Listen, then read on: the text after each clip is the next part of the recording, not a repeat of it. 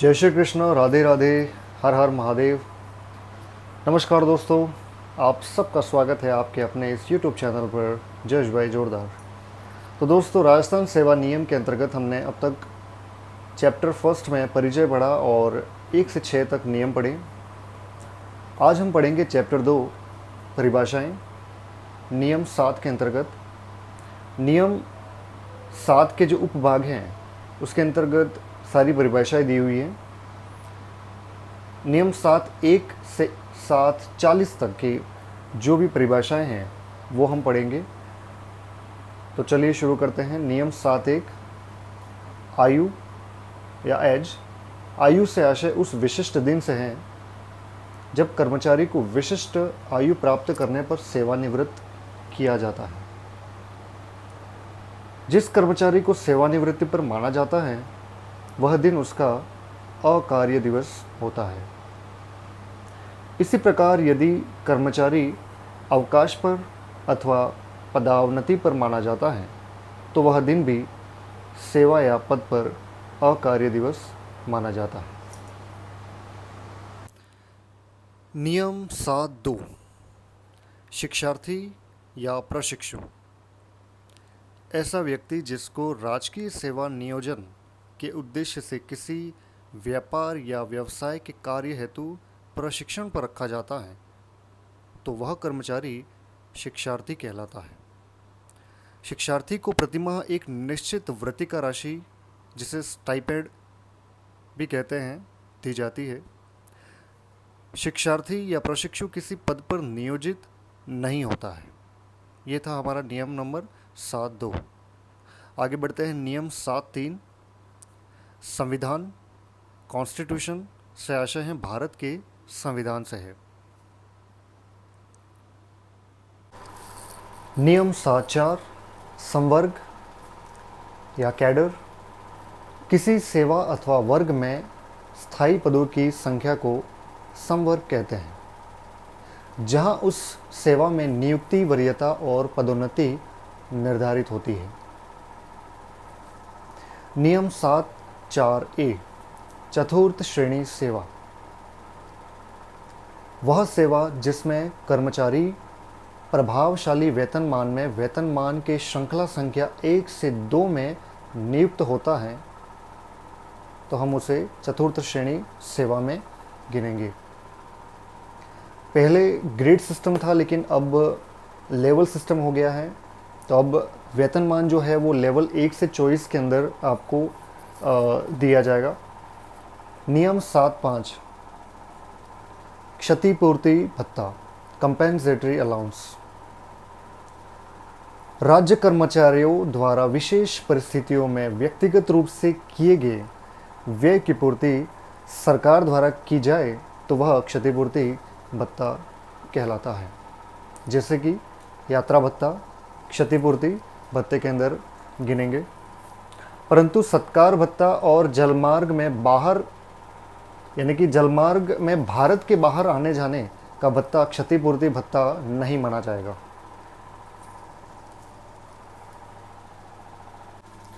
दोस्तों, नियम 7(6) सक्षम प्राधिकारी।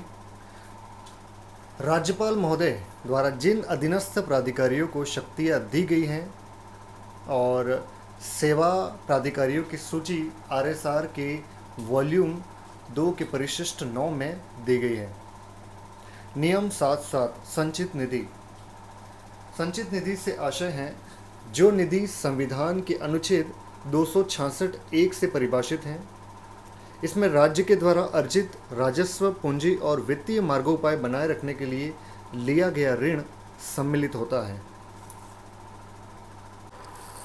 नियम 7(4) संवर्ग या कैडर। किसी सेवा अथवा वर्ग में स्थायी पदों की संख्या को संवर्ग कहते हैं, जहां उस सेवा में नियुक्ति, वरीयता और पदोन्नति निर्धारित होती है। नियम 7(4)(a) चतुर्थ श्रेणी सेवा। वह सेवा जिसमें कर्मचारी प्रभावशाली वेतनमान में वेतनमान के श्रृंखला संख्या 1 से 2 में नियुक्त होता है तो हम उसे चतुर्थ श्रेणी सेवा में गिनेंगे।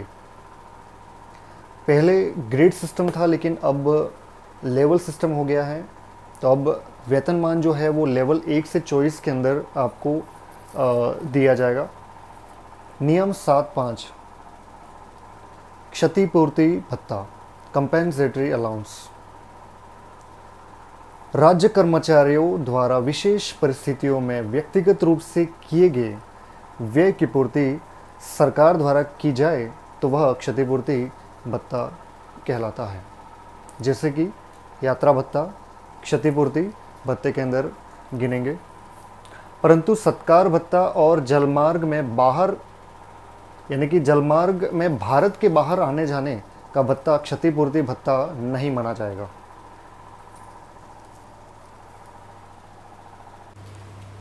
नियम 7A रूपांतरित अवकाश, कम्यूटेड लीव। राजस्थान सेवा नियमों के नियम 93(2) में रूपांतरित अवकाश का उल्लेख किया गया है। हाफ पे लीव HPL को परिवर्तित कराकर लिया जाने वाला अवकाश ही रूपांतरित अवकाश कहलाता है। नियम 7.8 कर्तव्य या ड्यूटी।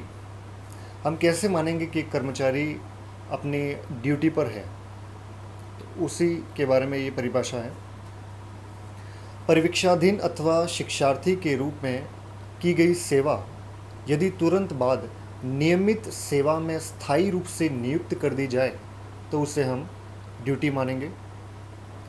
पदभार ग्रहण काल अवधि ज्वाइनिंग टाइम को भी हम कर्तव्य या ड्यूटी मानेंगे। अवकाश से लौटने पर उसी पद पर पुनः कार्यभार संभालने का दिन हम ड्यूटी मानेंगे। परिवीक्षाधीन प्रशिक्षणार्थी यानी कि प्रोबेशन टाइम जो होता है, तो उस समय जो आप अपने कर्तव्य पर रहते हैं तो उसे हम ड्यूटी पर मानेंगे।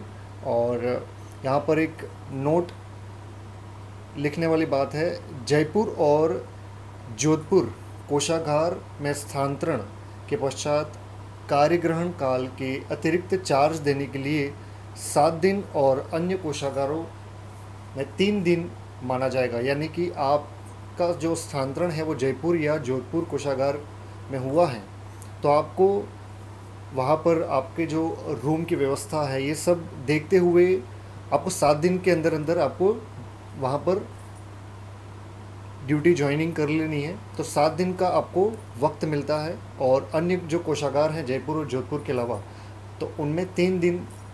नियम 7.8B निम्न अवधि को सरकार कर्तव्य अवधि मान सकती है। पॉइंट 1 है, भारतवर्ष में बिताई गई प्रशिक्षण अवधि को निम्न शर्तों पर हम कर्तव्य अवधि मान सकते हैं। राज्य कर्मचारी को प्रशिक्षण पर सरकार द्वारा भेजना आवश्यक हो तब हम कर्तव्य अवधि उसको मान सकते हैं। प्रशिक्षण व्यावसायिक व तकनीकी प्रकृति का नहीं होना चाहिए, क्योंकि इस प्रकृति के लिए कर्मचारी अध्ययन अवकाश पर जाता है। प्रशिक्षण 1 वर्ष से अधिक नहीं होना चाहिए।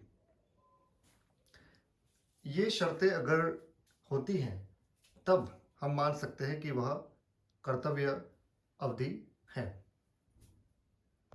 नियम 7.8B में पॉइंट नंबर 2, कोई विद्यार्थी भारतवर्ष में किसी महाविद्यालय या विश्वविद्यालय में स्टाइपेंड लेते हुए अध्ययनरत हैं और उसे उस कोर्स के दौरान सरकार द्वारा राजकीय पद दिया जाता है, तो उसके प्रशिक्षण पूर्ण करने तक के दिनांक से पद पर कार्य ग्रहण करने तक के दिनांक को कर्तव्य अवधि माना जाएगा। दोस्तों, नियम नंबर 7.8B में पॉइंट नंबर 3, किसी कर्मचारी की प्रथम नियुक्ति पर निर्धारित स्थान पर उपस्थित होने के लिए निर्देशित किया जाए और उसे आदेशों की प्रतीक्षा में रखते हुए पद स्थापन किया जाए तो उसे हम कर्तव्य अवधि मानेंगे। पॉइंट 4 है, राज्य कर्मचारी को यदि अनिवार्य रूप से विभागीय परीक्षा में बैठने की अनुमति दी गई हो तो परीक्षा स्थान तक आने व जाने और परीक्षा देने का समय कर्तव्य या ड्यूटी माना जाएगा। तो दोस्तों, नियम 7.8B जो काफ़ी बड़ा था और उसमें परिभाषा भी हमें अच्छे से पढ़नी ज़रूरी थी, तो हमने पढ़ी और इसको हम स्किप नहीं कर सकते थे क्योंकि बहुत ही ये इम्पोर्टेंट है। और चलिए हम आगे बढ़ते हैं। नियम 7-9